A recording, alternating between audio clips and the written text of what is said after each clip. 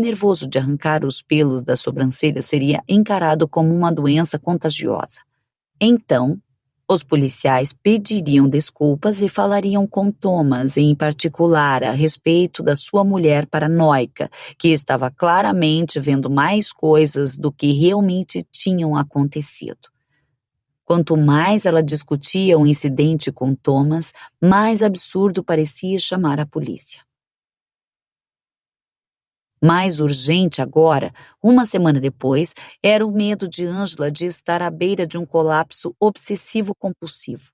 Que ela até reconhecesse sua aproximação iminente, como nuvens negras no horizonte, poderia ser considerado um progresso.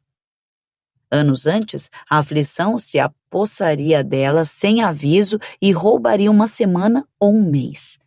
Então, as exigências da sua mente a encaminhariam para tarefas supérfluas e sem sentido.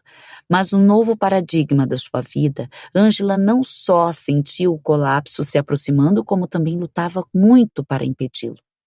À medida que combatia o seu distúrbio, também se esforçava para esconder o pior de seus sintomas de Thomas. A falta de cílios era camuflada por uma aplicação espessa de rímel nos poucos fios restantes, e um lápis de olho disfarçava as sobrancelhas ralas. Apesar do calor sufocante, Angela passou a usar calças jeans e blusas de manga comprida em vez de shorts e regatas, para ocultar as cicatrizes sangrentas que marcavam os ombros e as coxas, provenientes da coceira de fundo emocional. No entanto, o mascaramento dos sintomas era uma muleta perversa que piorava as coisas. Quanto mais Angela fosse capaz de ocultar os hábitos da automutilação, mais dramática se tornava a sua dependência em relação a ela. Tentou se conter com truques sutis que haviam funcionado no passado. Mantinha as pontas dos dedos escorregadias com vaselina, o que dificultava a ação de agarrar os fios das sobrancelhas. E conservava as unhas aparadas rentes às raízes para torná-las ferramentas benignas quando a atacava a pele. Até aquele momento, vinha conseguindo manter escondido o pior do seu colapso. O vômito, porém, estava virando um problema. Thomas o notou certa manhã e a questionou. Angela lhe disse que era resultado de comida chinesa estragada. Na realidade, a náusea se manifestava toda vez que ela se entregava com furor aos pensamentos sobre o estranho do beco. Todas as manhãs, depois que Thomas saía para o trabalho, Angela passava horas puxando para o lado as cortinas da porta da cozinha para poder observar o beco. Uma rotina se desenvolveu. Puxar a cortina, verificar o beco, fechar a trava da porta, tirar o telefone do gancho, ouvir o sinal de descagem, repetir. A única coisa que quebrava o círculo vicioso era a necessidade de vomitar. Seu estômago se embrulhava quando a imagem do homem parado no beco, espiando através da porta aberta da garagem, surgia em sua mente. Isso a enviava para o banheiro em violentos surtos de engulho.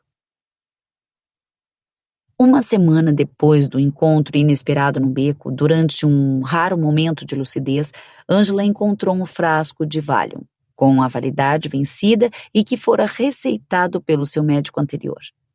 Ela descobriu que, ao engolir um comprimido a cada 6 horas, relaxava, conseguia dormir à noite e afastava da mente o encontro na garagem.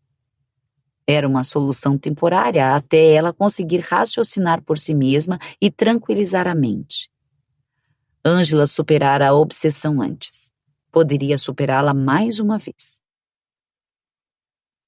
Sob os efeitos calmantes do Valium, Angela se convenceu de que era possível e até provável que o estranho que encontrara no beco não fosse nada mais do que um bom samaritano oferecendo ajuda. Além disso, era muito improvável que o horror das mulheres desaparecidas pudesse se estender para assim tão longe, até os limites da cidade, onde ela levava uma vida sossegada. Angela respirou fundo e tentou firmar os dedos trêmulos enquanto se servia do café matinal. Deteve o olhar antes que observasse pela 100ª vez o beco através da janela dos fundos. Em vez disso, forçou os pensamentos a se concentrar nas mulheres desaparecidas e nos perfis por ela criados. Fazia dias que pensava nelas. Ângela pegou os recortes de jornal do baú em seu quarto e os espalhou pela mesa da cozinha.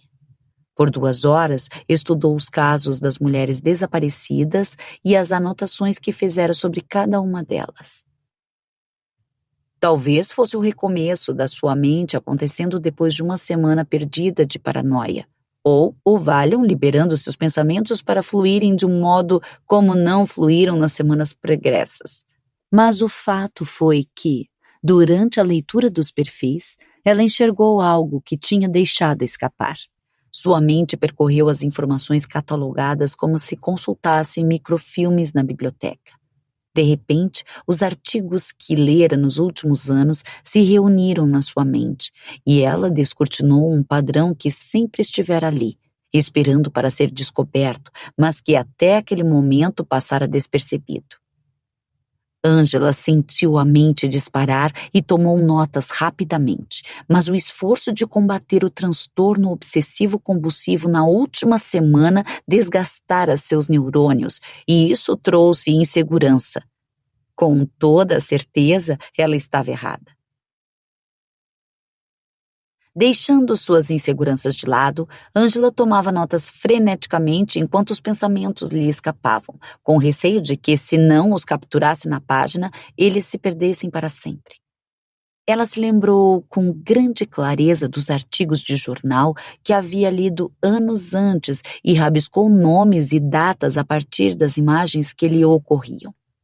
Ao terminar, consultou o relógio. Era quase meio-dia. Ângela se sentara à mesa da cozinha fazia 3 horas, mas parecia que estava ali por apenas alguns minutos. Depois de vestir rapidamente uma calça jeans e uma blusa de mangas compridas, Ângela enfiou as anotações na bolsa. Uma onda de náusea se apoderou dela quando se imaginou saindo de casa, mas não teve escolha. Precisava ir à biblioteca para confirmar as suspeitas. Também sabia que teria de tomar outra precaução. Tinha de confirmar que seus pensamentos eram lúcidos e coerentes, e não o resultado da sua paranoia. E essa confirmação só podia vir de uma pessoa. Ângela pegou o telefone e digitou o número de Catherine. Alô? Catherine? Ângela disse baixinho. Ângela? Sim, sou eu. Está se sentindo melhor? Thomas disse a Bill que você adoeceu desde a noite em que jantamos juntos. Ângela considerou que talvez não tivesse escondido seus sintomas tão bem quanto imaginava. Estou melhor, mas preciso conversar com você. Podemos nos encontrar? Claro. Algo errado? Não. Só preciso de alguma ajuda. Posso dar uma passada na sua casa daqui a pouco? Sem dúvida, respondeu Catherine. Ângela desligou o aparelho sem se despedir, correu para o banheiro e vomitou. Chicago, agosto de 1979. Angela Mitchell passou 2 horas entre as prateleiras da biblioteca, tirando livros e folheando páginas. Sentou-se junto à unidade de microfilme e consultou antigos rolos de artigos de jornal que remontavam ao verão de 1970, ou seja, de quase uma década antes. Ela rabiscou anotações até perceber claramente o padrão de cuja existência suspeitava.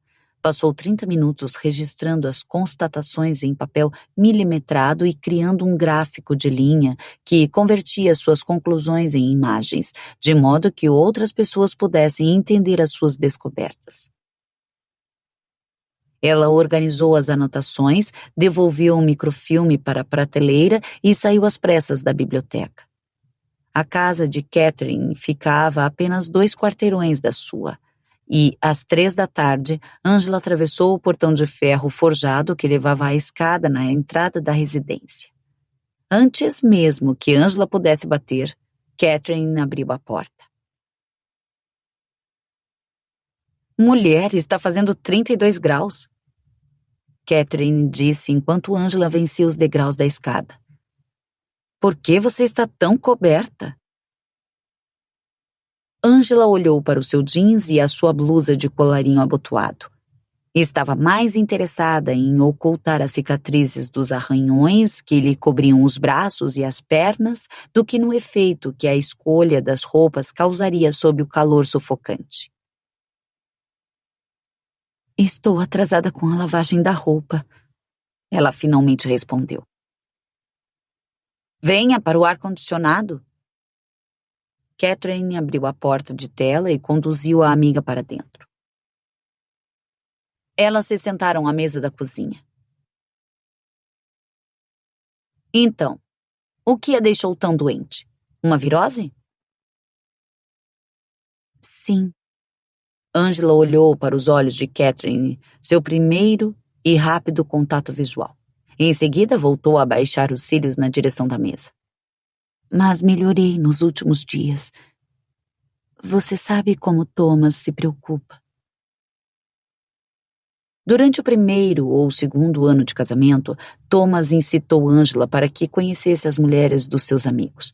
Mas Angela sempre se sentiu julgada por elas. Elas sussurravam a seu respeito quando achavam que ela não estava ouvindo e a tratavam como criança quando Angela não respondia ao estilo animado delas. Catherine Blackwell era diferente. Angela se sentia aceita quando estava com Catherine, que nunca fazia perguntas tolas ou exibia uma expressão confusa quando Angela permanecia quieta por ansiedade. Catherine sempre a fazia se sentir confortável e ficava ao seu lado quando alguém a tratava mal.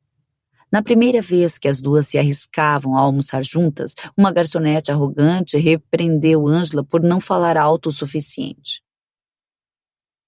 Fale mais alto, querida.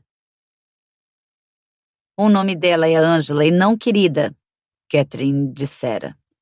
E ela tem quase 30 anos e não 12. Desde aquele momento, Catherine Blackwell deixou de ser apenas a sua protetora. Ela passou a ser a amiga mais próxima de Angela Mitchell. Posso servir algo para você beber, Angela? Não, obrigada. Então, o que é tão urgente? Sei que vai parecer absurdo. Angela tirou uma pasta da bolsa que continha recortes de jornal e as biografias das mulheres desaparecidas, além de muitos papéis de sua última pesquisa na biblioteca. Mas tenho investigado as mulheres que desapareceram. Isso chamou a atenção de Catherine. Investigando de que jeito? Tenho coletado algumas informações sobre elas nos jornais e noticiários. Catherine puxou uma das páginas por sobre a mesa. Era o artigo do Chicago Tribune acerca de Samantha Rogers, a última garota desaparecida nas ruas de Chicago. Catherine assistira com Angela a uma das reportagens a respeito da garota desaparecida quando elas e os maridos jantaram juntos na semana anterior. A foto da garota estava no alto do artigo, como um vinco na imagem onde o recorte fora dobrado e guardado na pasta de Angela. Por que você está juntando tudo isso? Catherine quis saber. Angela levantou os olhos. Angela se conteve. Falar a palavra obcecada em voz alta seria confessar à amiga a aflição tenebrosa que atormentara sua vida. Claro que era improvável que Catherine já não tivesse reconhecido os sinais do seu estado, mas, apesar de tudo, Angela se deteve. Não consigo parar de pensar nelas, finalmente afirmou.